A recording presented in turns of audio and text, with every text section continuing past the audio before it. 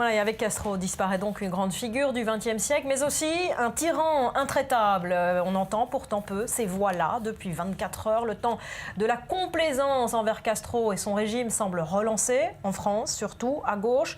On reste fasciné par la personnalité et l'héritage du commandante. On voit ça avec vous, Laura Duhamel.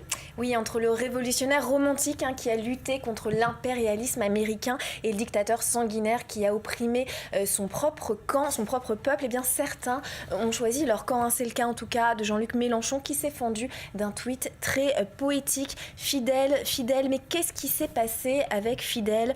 Demain était une promesse, fidèle, fidèle, l'épée de Bolivar marche dans le ciel. Alors dans ce tweet, il mentionne à la fois les désillusions du régime castriste et puis surtout, il rend hommage via la référence à Simon Bolivar et à l'insoumission de Fidel Castro aux Américains. Alors Mélenchon a d'ailleurs appelé hier à un rassemblement en hommage au leader Maximo, un rassemblement pour le moins très pro-Fidel Castro. Regardez.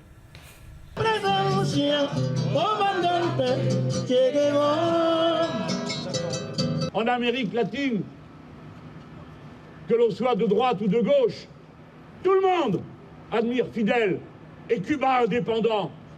Parce que tout le monde sait que c'est Cuba qui a été le point d'appui de toutes les luttes d'indépendance, quelle qu'ait été la couleur des gouvernements. Gloria Fidel! Gloria Fidel. Voilà, Mélenchon ferait donc partie de cette gauche qui continue de soutenir le régime sans beaucoup de concessions. Et pour Michel Onfray, Jean-Luc Mélenchon aurait, je cite, fumé la moquette.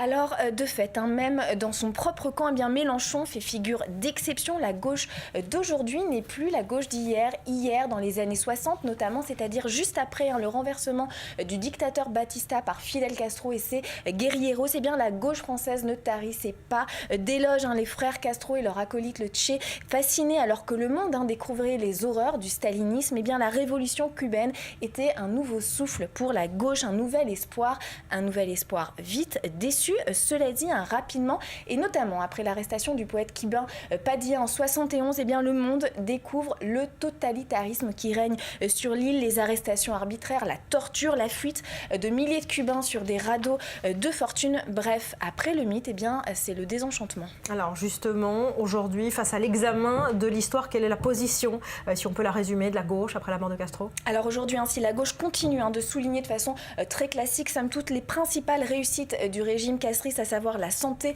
et l'éducation, qui sont effectivement gratuites pour tous, le mythe cubain n'existe plus vraiment. Jean-Christophe Cambadélis, un premier secrétaire du Parti socialiste, résume avec ce tweet la position de la gauche française. Fidel Castro a marqué son époque et le tiers-monde, mais ce qui a manqué à la révolution cubaine, c'est la démocratie. Voilà qui est dit. Merci Laura.